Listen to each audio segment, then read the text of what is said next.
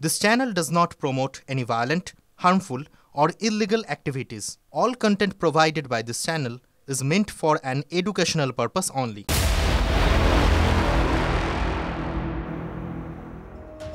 টিভি9 বাংলায় আপনাদের আরও একবার স্বাগত জানাই। আমি শুভজিৎ রয়েছি আপনাদের সঙ্গে। এই মুহূর্তের অত্যন্ত গুরুত্বপূর্ণ একটা খবরে চোখ রাখবো। আপনারা জানেন যে নিষেধাজ্ঞা ছিল, নিষেধাজ্ঞার পরেও কিভাবে এসএসকেএম আরজি করের মতো উন্নত মানের মেডিকেল কলেজে এই নিম্নমানের স্যালাইন ব্যবহার হচ্ছে, কি করে হচ্ছে এ প্রশ্ন আরও একবার আমরা তুললাম। রাজ্যের সেরা সুপার স্পেশালিটি হাসপাতালেও এই বিষ স্যালাইন কিভাবে? চিকিৎসক মহলে শোরগোল পড়ে গিয়েছে, তাদের মধ্যে দ্বিধাবিভক্ত পরিস্থিতি। কর্ণাটকের 4 প্রসূতির মৃত্যুর পর আপনারা জানেন পশ্চিমবঙ্গ ফার্মাসিউটিক্যালের স্যালাইন নিষেধাজ্ঞা জারি হয়। মেদিনীপুর মেডিকেল কলেজে গতকাল মৃত্যু হয়েছে এক প্রসূতির, তারপরেও কোথায় নজরদারি? 4 জন, অপর 4 প্রসূতি এই মুহূর্তে ভেন্টিলেশনে রয়েছে, নজরদারিতে রয়েছেন, তাদের অবস্থা আশঙ্কাজনক। তবুও কেন ওই সংস্থার স্যালাইন এভাবে কলকাতার অন্যতম গুরুত্বপূর্ণ সুপার স্পেশালিটি হাসপাতালে রমরম করে চলছে, এই প্রশ্ন এই মুহূর্তে আমরা আরও একবার তুললাম। আমার সহকর্মী সৌরভ দত্ত রয়েছে। সৌরভ, কর্ণাটকের ঘটনার পর নিষেধাজ্ঞা, তারপর আমরা জানি যে যেভাবে প্রসূতি মৃত্যুর পরেও টনক নড়ল না, কলকাতার অন্যতম গুরুত্বপূর্ণ এই হাসপাতালগুলিতে কিভাবে চলছে এখনো পর্যন্ত, এর উত্তর কি পেলে?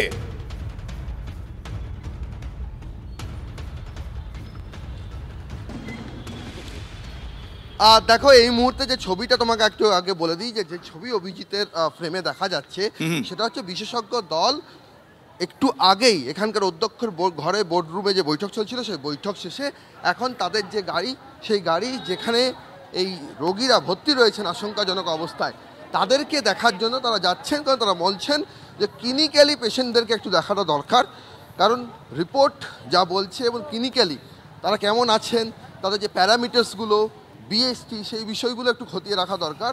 সেটা দেখার জন্যই এখন তারা সিসিউর দিকে যাচ্ছেন। এবার তোমার যে প্রসঙ্গে আসি, যে ঘটনা আমরা দেখলাম, যে কর্ণাটকের প্রশ্ন ছিল যে কর্ণাটকের পরপর 4 জন প্রসূতির মৃত্যু, তারপরেও কেন এসএসকেএম এই ঘটনা ঘটলো, সেটা হয়তো কোথাও আজকের হাসপাতালের এই ছবিগুলো, যেই তালিকায় এসএসকেএম রয়েছে সেই ছবিটা বলে দিচ্ছে।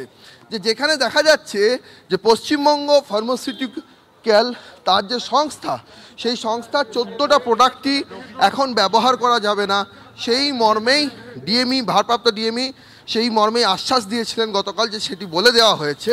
কিন্তু এরপরও দেখা গেল SSKM, national medical college, diamond Harbour medical college, Howrah জেলা হাসপাতাল, আরজি কর, সব জায়গাতেই সেই প্রোডাক্ট এখনও পর্যন্ত ব্যবহার হচ্ছে।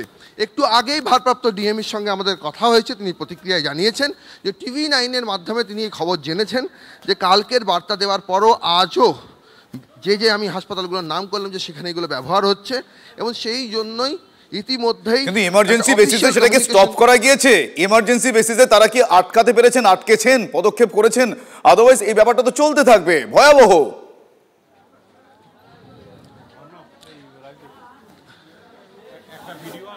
শুভজিৎ, আমি তোমার প্রশ্নের উত্তরেই আসছি। তিনি বলেছেন যে ল্যাব রিপোর্ট না আসা পর্যন্ত, এনকোয়ারি রিপোর্ট না আসা পর্যন্ত এই সংস্থার কোনো প্রোডাক্ট ব্যবহার করা যাবে না।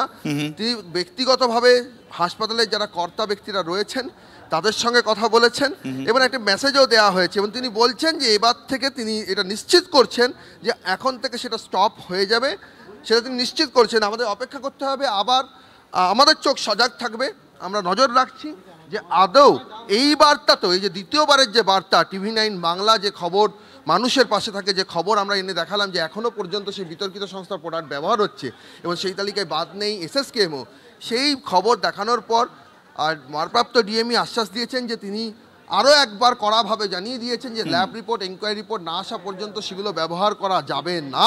সেটা পরিষ্কারভাবে, স্পষ্টভাবে তিনি সেটা বুঝিয়ে দিয়েছেন। এখন দেখার যে সেই বার্তাতেও, এইবারের বার্তাতেও কাজ হয় কিনা।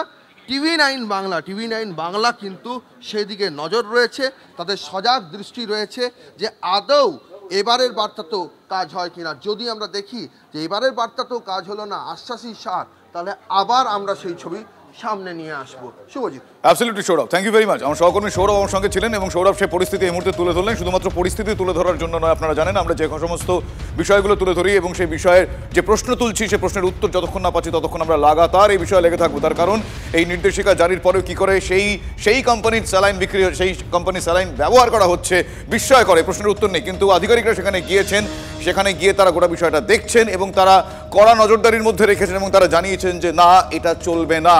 আমরা সেই আশ্বাসে এই মুহূর্তে আশ্বস্ত হলাম, কিন্তু সময়ের সঙ্গে সঙ্গে সেই উত্তর যদি না মেলে তাহলে আমরা লাগাতার এই বিষয়ে লেগে থাকবো। অন্যদিকে প্রসূতি মৃত্যুর পরেও হুঁশ কেন ফেরেনি এ প্রশ্ন এই মুহূর্তে করতেও বিস্ময়কর লাগছে। তার কারণ স্বাস্থ্য সচিবের নির্দেশের পরেও সরকারি হাসপাতালে বিতর্কিত স্যালাইন চলছে কিভাবে। ন্যাশনাল মেডিকেল, আরজিকর থেকে ডায়মন্ড হারবার, রায়গঞ্জ মেডিকেল, এখনও দেওয়া হচ্ছে বিতর্কিত স্যালাইন। TV9 বাংলার হাতে উঠে এসেছে সেই বিষয়, সে প্রশ্ন আমরা তুলেছি। মেদিনীপুর মেডিকেলে প্রসূতি মৃত্যুর পর বিতর্কিত সংস্থার 13টি প্রোডাক্ট ব্যবহার বন্ধের নির্দেশ দেয় স্বাস্থ্য দফতর, নির্দেশ দেন স্বাস্থ্য সচিব। কোথায় স্টক থাকলে সরিয়ে ফেলার নির্দেশ দিয়েছিলেন DME। সেই নির্দেশিকার পরেও একাধিক হাসপাতালে এই বিষ স্যালাইন চলছে কিভাবে প্রশ্ন আমরা আরও একবার রাখলাম। আলাদা আলাদা 4টি ভিডিও দেখছেন আপনারা। স্বাস্থ্য সচিব কি বলেছিলেন একবার শোনাই আপনাদের। অবভিয়াসলি ইনভেস্টিগেশন চলছে, তার মধ্যে যেন কোনো ঘটনা না ঘটে সেজন্যই করা হয়েছে। এটা রুটিন ইন্সপেকশন হয়েছিল, কর্ণাটকেও আমরা পেয়েছিলাম ঘটনা, ওখান থেকে বলা হয়েছিল জয়েন্ট ম্যানুফ্যাকচার, বোথ সেন্টারের স্টেট টিম গিয়ে জয়েন্টলি এটা পুরো জিনিসটা দেখছে, কেন এটা জয়েন্ট ম্যানুফ্যাকচারিং লাইসেন্স হয়ে এটা একটা টিম যাচ্ছে দেখছে, যে কোনো জিনিসই হোক সেটাকে প্রপারলি দেখা হবে। আর এই ঘটনায় চিকিৎসকরাও বিস্মিত, তারাও ভাবছেন যে কি করে এই ধরনের ঘটনা ঘটেন, কিভাবে ঘটেছে এখনো পর্যন্ত, তারা কি বলছেন, তাদের কি প্রতিক্রিয়া, পরপর শোনাই আপনাদের। কোনোভাবেই এইগুলোকে আর ব্যবহার করার মতো অবস্থায় ব্যবহার করার কোনো কথাই নয়। কিন্তু আমার মনে হয় এখনো পর্যন্ত স্বাস্থ্য দপ্তর বিষয়টা নিয়ে যতটা সিরিয়াস হয়ে প্রত্যেকের কাছে এই বার্তাটা দেওয়া দরকার, যেটা আমি বলতে চাইছি যে বার্তাটা একটা অর্ডার ফর্মে বা একটা যেভাবে দেওয়া দরকার, যে সেইটা কিন্তু সব জায়গায় সেভাবে পৌঁছেছে বলে আমার মনে হচ্ছে না। এবং এই দায়িত্বটা কিন্তু স্বাস্থ্য দপ্তরকেই নিতে হবে, যে যাতে হচ্ছে যে যেখানে যেখানে এখনো পর্যন্ত এই কোম্পানির ওই তালিকাভুক্ত যে সমস্ত জিনিসগুলি ব্যবহারের জন্য রয়েছে সেইগুলি যাতে অবিলম্বে সেখান থেকে সরিয়ে নেওয়া হয়। এটা যদি সত্য হয় যে 7 তারিখের পরেও তারা এই স্যালাইন ব্যবহার করছেন এবং সত্যি তাহলে তো এটা ক্রিমিনাল অফেন্স। সত্যি আমরা বলতে বাধ্য হচ্ছি এটা ক্রিমিনাল অফেন্স, এবং যে প্রাণটা গেল মেদিনীপুরে তার দায় স্বাস্থ্য দপ্তর নেবে। তো রাজনৈতিক ব্যক্তিত্বরা তারা কিভাবে দেখছেন, কিভাবে চললো, তারাও কি আমাদের মতোই বিস্মিত হয়েছেন? একবার শুনুন তাদের মুখ থেকে। আছে স্বাস্থ্য, না আছে আইন, না আছে মানুষের জীবনের কোনো মূল্য। যে ওষুধ অনেক দিন আগে কোনো একটি প্রদেশ থেকে আমরা সবাই জানতে পেরেছিলাম, এমন নয় যে সব কান্নার ভাষায় ছিল, তারপরেও সেই ওষুধ ব্যবহার হয় কেন? আসলে এখানে কাঞ্চন মল্লিকের বাচ্চার দাম ছাড়া, পিসির নাতনি ছাড়া কারোর কোনো দাম নেই। আমার মনে হয় স্বাস্থ্য দফতর এই বিষয় নিয়ে তারা পদক্ষেপ নিয়েছেন, আলাদা আমাদের কোনো মন্তব্য থাকে। অসাধু কারবার যারা করে তা সেই অসাধু কারবার বন্ধ করার জন্য স্বাস্থ্য দফতর তৎপরতা নিয়ে দীর্ঘদিন কাজ করছে, এবং এইটা যখন এসছে নিশ্চয়ই এটা নিয়েও পদক্ষেপ নেওয়া হচ্ছে। দুর্ভাগ্য এই অসাধু কাজ এবং এইভাবে মানুষের প্রাণ নিয়ে ব্যবসা কেউ করবে, এই টানাটানি করা হয় না। বিষ স্যালাইনের বলি প্রসূতি মেদিনীপুরে। শুভেন্দু অধিকারী তিনি সরব হয়েছেন। পশ্চিমবঙ্গ ফার্মাসিউটিক্যালের ডিরেক্টরদের নামে কয়েকশো ভুয়ো সংস্থা রয়েছে। নিষেধাজ্ঞা সত্ত্বেও নিয়ম ভেঙে নিম্নমানের ওষুধ সরবরাহে অনুমতি রয়েছে। DCGI-কে সঠিক তদন্ত করে দেখা উচিত, এমন দাবি করেছেন শুভেন্দু অধিকারী। পশ্চিমবঙ্গ ফার্মাসিউটিক্যালের বাড়বাড়ন্তে শাসক দলের যোগ রয়েছে কি, এ প্রশ্ন তুলেছেন তিনি। বাংলার শাসক দলের সঙ্গে যোগ আছে কিনা খুঁজে বের করা উচিত, এমনটাই দাবি করেছেন রাজ্যের বিরোধী দলনেতা শুভেন্দু অধিকারী। শুনুন তিনি কি বলছেন। নিশ্চিতভাবে ভাইপোর কোনো কোম্পানি সাপ্লাই দেয়, যেখানেই উড়াইবেন ধুলা সেখানেই পাইবেন কিছু না কিছু গন্ধ, মূল্যরত। ওই যে আপনাদের শুরুতেই বললাম যে আমরা এই ধরনের খবর শুধুমাত্র খবর দেখানোর জন্য দেখাই না, আমাদের দায়বদ্ধতা রয়েছে। আমরা লাগাতার সেই খবর দেখিয়ে গিয়েছে এবং টিভি9 বাংলার লাগাতার সম্প্রচারের জের এবং জোর বিতর্কিত সংস্থার কোনো প্রোডাক্ট ব্যবহার করা যাবে না। ল্যাব রিপোর্ট না আসা পর্যন্ত প্রোডাক্ট ব্যবহারে নিষেধাজ্ঞা। হ্যাঁ, টিভি9 বাংলার খবরের জের এবং টিভি9 বাংলার খবরের জোর। অধ্যক্ষ সুপারদের হোয়াটসঅ্যাপে এই নির্দেশ দিয়েছেন ভারপ্রাপ্ত ডিএমই। ভারপ্রাপ্ত ডিএমইর তরফ থেকে নির্দেশ গেছে যে এই সংস্থার কোনো রকম প্রোডাক্ট ব্যবহার করা যাবে না।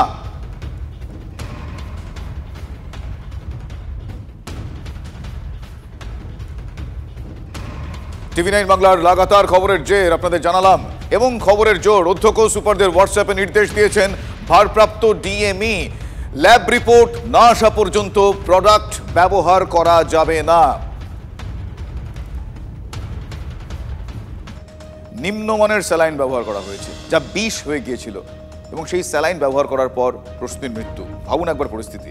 আর মেদিনীপুর মেডিকেল কলেজে এই ঘটনার পর সেখানে প্রতিবাদ বিক্ষোভ প্রদর্শন করেছেন বাম ছাত্র যুব সংগঠন এবং কংগ্রেসের কর্মী সমর্থকরা।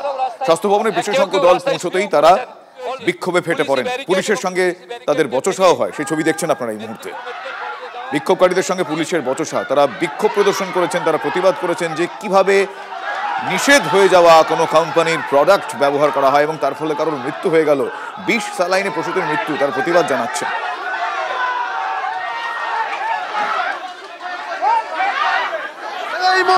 এই মুহূর্তে গন্ডগোলের ঘটনা সমর্থকদের পুলিশের ধস্তাধস্তি, সমর্থকদের সঙ্গে পুলিশের ধস্তাধস্তি।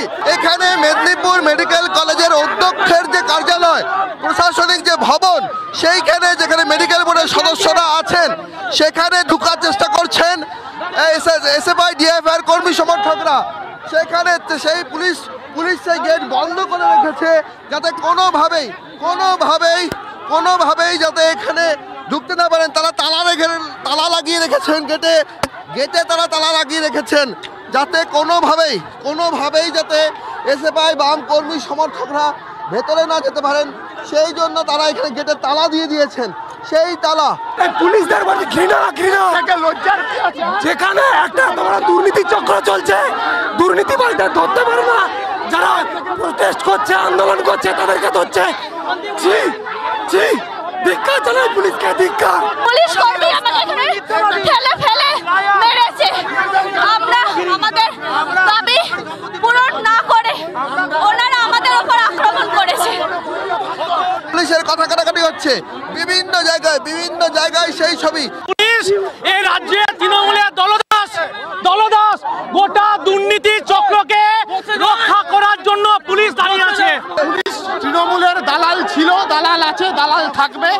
যা উর্দি পরে আছে, উর্দির ভেতরে আসলে তৃণমূলের স্যান্ডো গেঞ্জি পরে আছে, এটা প্রতিদিন প্রমাণিত। অবস্থানে অনর বাম কর্মী সমর্থকরা তারা এখানে বসে থাকতে চাইছেন, আর পুলিশের তরফে বারবার বলা হচ্ছে যে এইভাবে প্রশাসনিক ভবনের সামনে অবস্থান বিক্ষোভ করা যাবে না। ধাক্কাধাক্কির ছবি, আরো একবার ধাক্কাধাক্কির ছবি, পুলিশের সঙ্গে আরো একবার ধাক্কাধাক্কির ছবি। মহিলা কর্মী সমর্থক যারা রয়েছেন বামের, তাদের সঙ্গে কথা কাটাকাটি চলছে, রীতিমতো তাদেরকে ছবি দেওয়া হচ্ছে। সেটাতে এক প্রসূতি মারা গিয়েছে, তারই প্রতিবাদে আজ আমরা এখানে এসেছিলাম, দেখা করতে এসেছিলাম। সেখানে একটা মেয়ের গায়ে হাত দিচ্ছে না মানুষ, এখানে এতগুলো মেল পুলিশ দাঁড়িয়ে আছে, সেই মেল পুলিশ দাঁড়িয়ে দেখছে একটা মেয়ের গায়ে হাত দেওয়া হচ্ছে।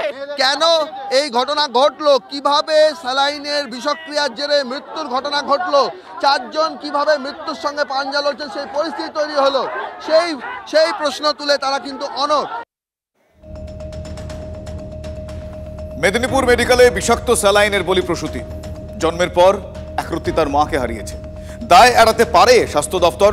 নিষেধাজ্ঞার পরেও কিভাবে হাসপাতালে পৌঁছলো পশ্চিমবঙ্গ ফার্মাসিউটিক্যালের সেই নিম্নমানের স্যালাইন? আরও একবার সে প্রশ্ন আমরা তুললাম। সরকারি হাসপাতালে কেন কোনো রকম নজরদারি নেই? প্রশ্ন মৃত প্রসূতির পরিবার, তাদের পরিজনদের। আমরা চাইছি ডাক্তারের শাস্তি চাই, আর বাচ্চাটাকে 3 দিনের বাচ্চাটাকে কি করে মানুষ চাই সেটা চাই, আমি আর কিছু চাইনি।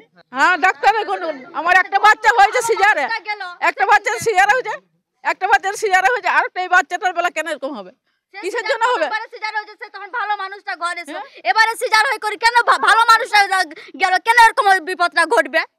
আমরা তো ঘরে তাদেরকে তো মেরে যাইনি, তার ডাক্তারে যা করেছে সব ডাক্তারে করেছে। আজও আবার সকালেও আমরা বলছিল যে আমরা জিজ্ঞাসা করবো বাড়ির লোক, হ্যাঁ হ্যাঁ অবশ্য হ্যাঁ দিয়েছে, অবশ্যই দিয়েছে, হ্যাঁ অবশ্যই দিয়েছে সকালে দিয়ে, আর এবারে খানিকক্ষণ বাদে আবার শুনছি যে ডেট হয়ে গেছে। মেদিনীপুর মেডিকেল কলেজের ঘটনায় বিচার বিভাগীয় তদন্ত চেয়ে মুখ্য সচিবকে জেডিপি চিঠি দিয়েছেন। 7 দফা পদক্ষেপের দাবি জানিয়ে চিঠি জয়েন্ট প্ল্যাটফর্ম অফ ডক্টরস অ্যাসোসিয়েশনের। অবিলম্বে নিম্নমানের স্যালাইনের বোতল বাজেয়াপ্ত করতে হবে। অন ডিউটি নার্সিং স্টাফ, চিকিৎসক, রোগীর আত্মীয়দের উপস্থিতিতে স্যালাইনের বোতল বাজেয়াপ্তর দাবি। আর এই প্রক্রিয়ার ভিডিওগ্রাফি চায় জেপিডি। অবিলম্বে পুলিশে অভিযোগ দায়ের করতে হবে। বিচার বিভাগীয় তদন্ত করে দেখা হোক কেন এই সংস্থার বিরুদ্ধে অভিযোগ থাকা সত্ত্বেও ব্যবস্থা নেওয়া হয়নি, কেন ঢিলেমি। স্বাস্থ্য সচিবকে ঘটনার দায় নিতে হবে। রাজ্য জুড়ে সরকারি সরবরাহকারী চিকিৎসা সামগ্রীর গুণমান অডিটের দাবিতে তাদের তরফ থেকে এই চিঠি গিয়েছে।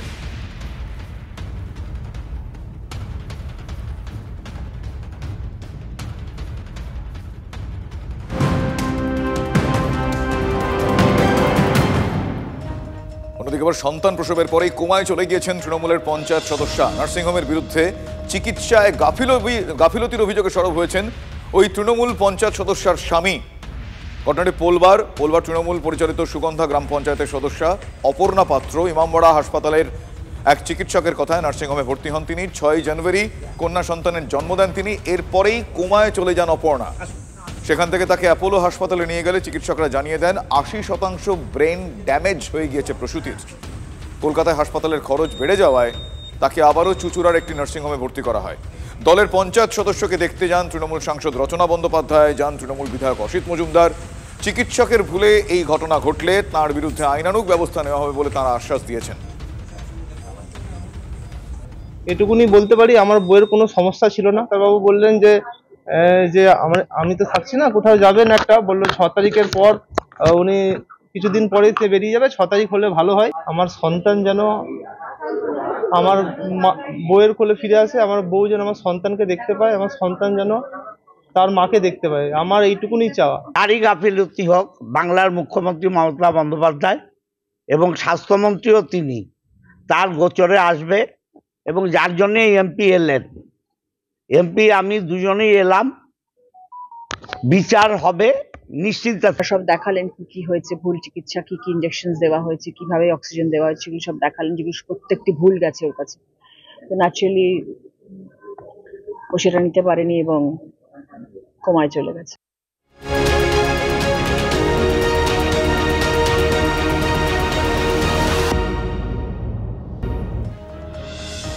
এবার এমনই একটা পরিস্থিতি আপনাদের দেখাবো, পর্যাপ্ত শিক্ষক সেখানে নেই, ঠিকমতো মিড ডে মিল সহ অন্যান্য যা যা সরকারি অনুদান দরকার সেগুলোও পৌঁছচ্ছে না।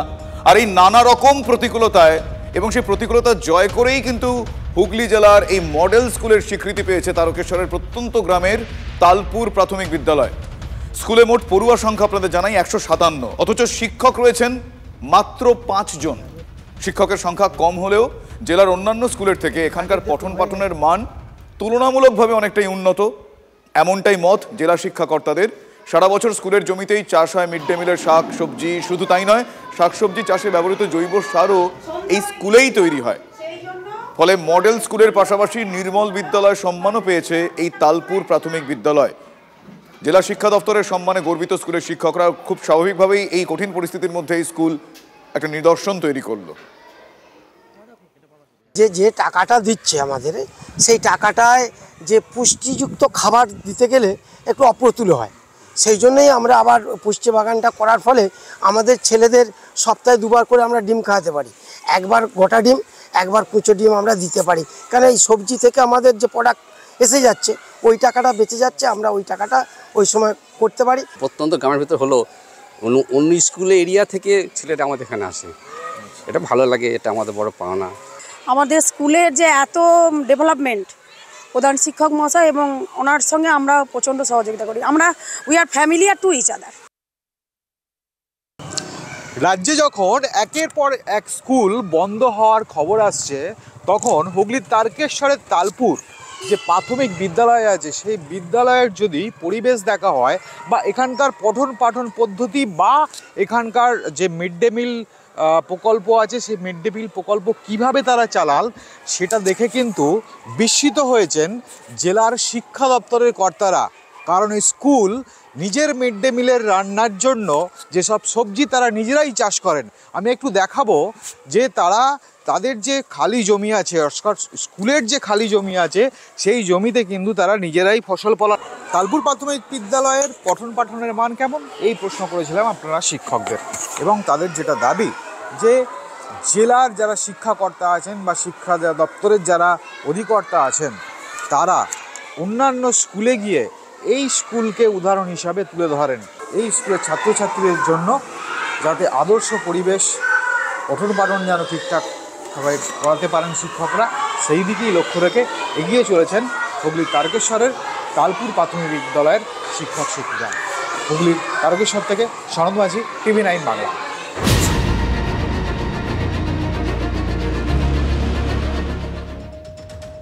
ভারত স্বাধীনতা প্রাপ্তির পর এই প্রথম, মানে স্বাধীন ভারতের এই প্রথম মহাকুম্ভ মেলা। আপনারা জানেন এর আগে 1858 সালে সিপাহী বিদ্রোহের পরের বছর মহাকুম্ভ হয়েছিল, কিন্তু মেলা হয়নি। মেলা এই প্রথম। 13ই জানুয়ারি থেকে মহাকুম্ভ মেলা শুরু হচ্ছে, 25শে ফেব্রুয়ারি পর্যন্ত চলবে। প্রতি 12 বছর অন্তর একবার পূর্ণ কুম্ভ আসে, আর মহাকুম্ভ আসে 144 বছরে। এবার মহাকুম্ভের সঙ্গে রয়েছে পূর্ণ কুম্ভ মেলা। এলাহি আয়োজন, রীতিমতো চাঁদের হাট সেখানে। আগামী 16ই জানুয়ারি থেকে 24শে ফেব্রুয়ারি পর্যন্ত বিশাল সাংস্কৃতিক অনুষ্ঠান থাকছে। উপস্থিত থাকবেন শান, কৈলাশ খের, মোহিত চৌহান, শঙ্কর মহাদেবন সহ জনপ্রিয় শিল্পীরা।